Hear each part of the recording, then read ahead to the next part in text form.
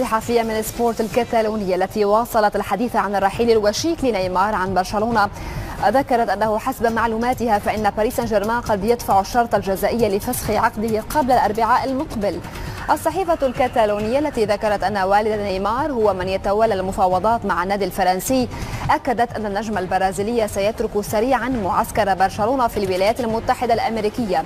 إن تأكدت المعلومات التي حصلت عليها سبورت من مصادر ملمة بالصفقة. المصادر هذه أشارت إلى أن إدارة بطل فرنسا ستقوم الاثنين أو الثلاثاء بدفع مبلغ 222 مليون يورو لفسخ عقد نيمار مع برشلونة. ابتداء من 190 مليون يورو موناكو يحدد سعر نجمه الفرنسي كيليان مبابي. صحيفة ماركا الإسبانية ذكرت أن مانشستر سيتي أبدى استعداده لدفع 140 أو 150 مليون يورو للتعاقد مع كيليان مبابي لاعب موناكو، إلا أن عرضه قوبل بالرفض. وأضافت الصحيفة أن موناكو مستعد لبدء المفاوضات حول اللاعب انطلاقا من مبلغ 190 مليون يورو، مشيرة إلى أن ريال مدريد يرى المبلغ باهظا جدا بالنسبة للاعب لم يبلغ حتى الآن 20 عاما.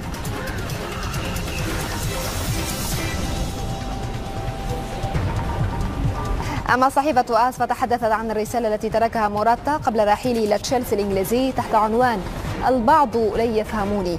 وقالت الصحيفة إن من بات لاعبا سابقا في ريال مدريد نشر رسالة مؤثرة على حساباته في شبكات التواصل الاجتماعي قال فيها إنه راحل عن بيته.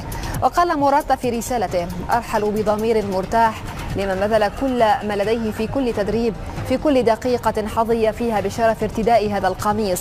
ليس لدى ريال مدريد إلا عبارات الامتنان، فقد أصبحت كما أنا الآن.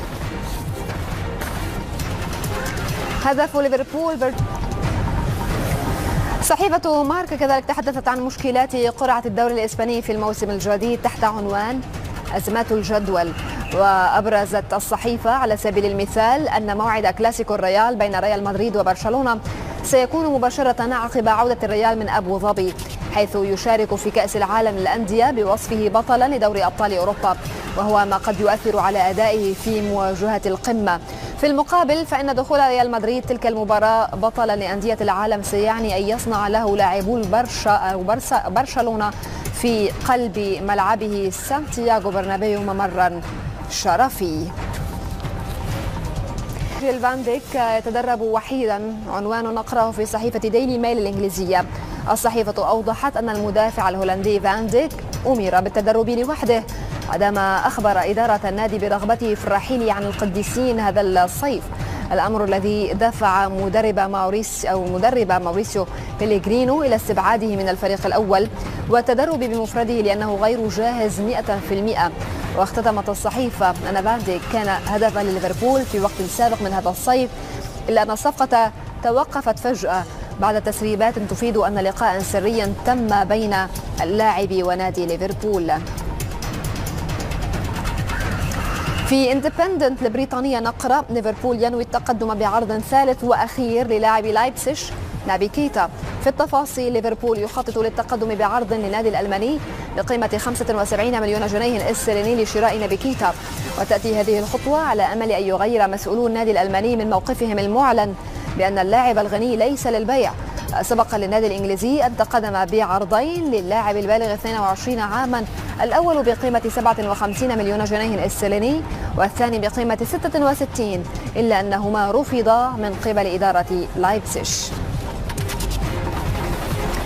إلى إيطاليا وهذا الخبر الطريف، حيث عنونت كورييري ديلو سبورت: أية حماقة، اسم تشيزني كتب بطريقة خطأ. الصحيفة تابعت: صحيح أن اسم حارس يوفنتوس الجديد فويتشيك تشيزني صعب، إلا أن الخطأ الذي وقع فيه يوفنتوس لا يمثل بداية جيدة.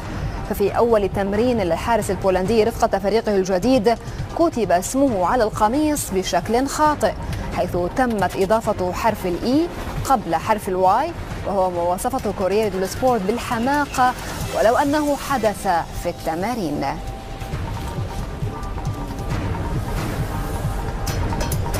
نطالع في ليكيب الفرنسية: المعجزة التي انتظرها باستيا لم تأتي.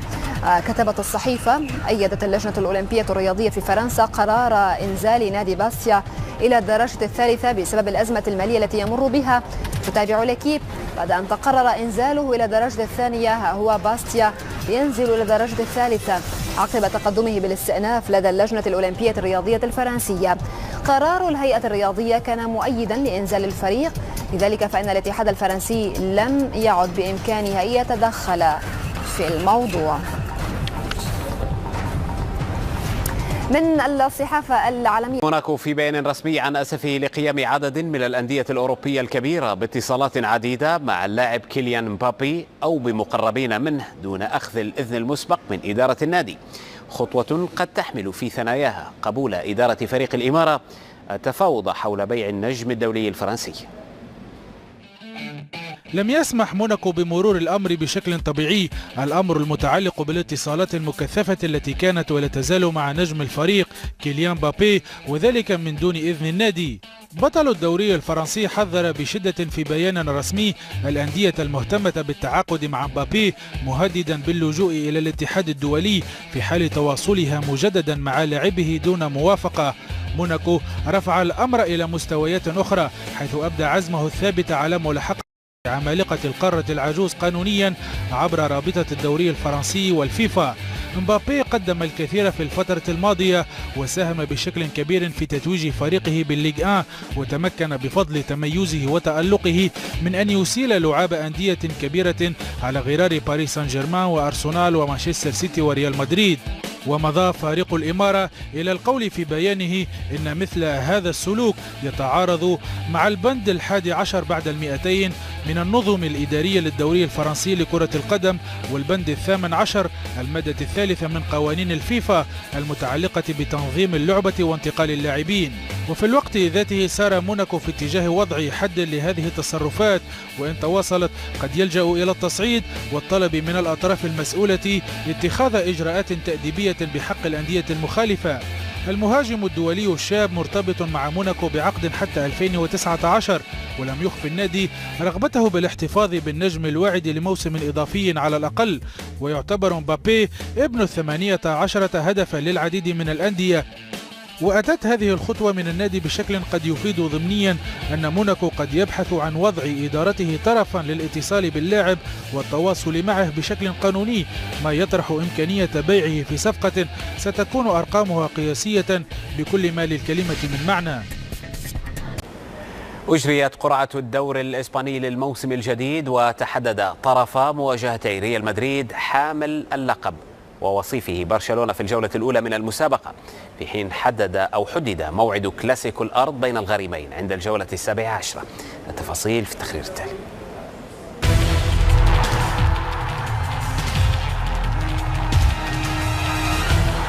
موسم جديد ورهانات أجدد. الليغا مرة أخرى في المشهد. حددت المواجهات للقادم من الجولات في كرة القدم الإسبانية. بطل ملكي سيكون ضيفا في أول حوار له في الليغا على مضيف عاش في المنطقة الحمراء خلال الموسم الماضي، والكلام على ديبورتيفو لا كورونيا، فيما يستقبل بعدها مرتين في سانتياغو برنابيو كل من خفافيش فالنسيا وليفانتي في الجولتين الثانية والثالثة على التوالي. بطل النسخة الماضية ريال مدريد سيجابه في الديربي المدريدي أتلتيكو مدريد في الجولة 12 من الليغا.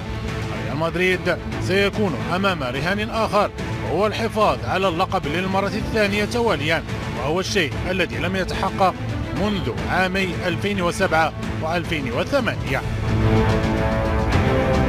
في الجهة المقابلة البلاوغرانا يستهلون مشوارهم كما بدأوه في الموسم الماضي أمام فريق ريال بيتيس في كاتالونيا، فيما يرحلون بعدها عند ألافيس ويستقبلون إسبانيول في ديربي برشلونة في الجولة الثالثة، فيما سيكون حوارهم مع أتلتيكو مدريد في الجولة الثامنة. كل هذا قد يكون مهما، لكن الأهم هو أن كلاسيكو الأرض بين ريال مدريد وبرشلونة سيكون في الجولة 17 في شهر ديسمبر كانون الأول. يكون المستقبل فيه ريال مدريد، فيما يكون حوار العودة في الجولة 36 قبل نهاية الليغا بجولتين في الكامب نو. كل هذا يأتي في الوقت الذي يعيش فيه البيت الإسباني هزات ارتدادية بسبب تهم الفساد التي طالت أعلى هرم فيه بسجن رئيس الاتحاد أنخيل ماريا فيار رفقة آخرين. هل سيكون لهذا تأثير فيما بعد على أعمدة هذا البيت أم العكس؟ خاض فريق برشلونة ميرانه بمدينة نيوجيرسي الأمريكية استعدادا لمباراته في بطولة كأس الأبطال الودية أمام يوفنتوس، وذلك بحضور كل نجومه وعلى رأسهم ميسي، نيمار وسواريز.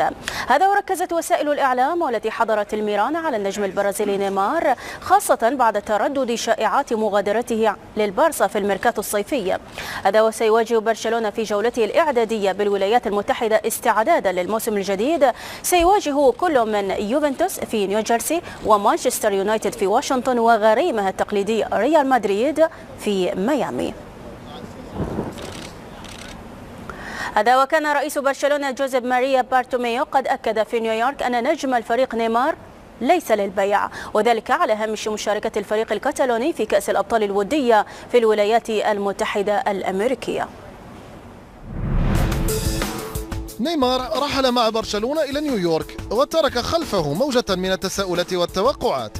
هل هو فعلا غير راض عن وضعه في البارسا؟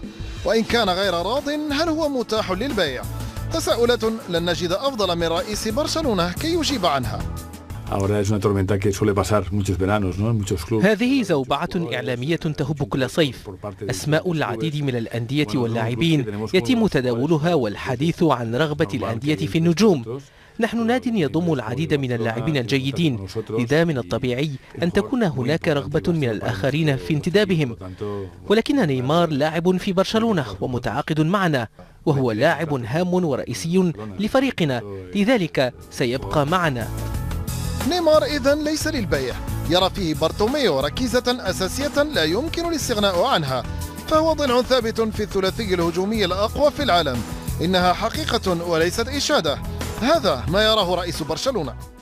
أقول وأكرر أن نيمار لاعب في برشلونة، وعملنا بشكل كبير لبناء خط هجوم قوي يضمه إلى جانب سواريز وميسي.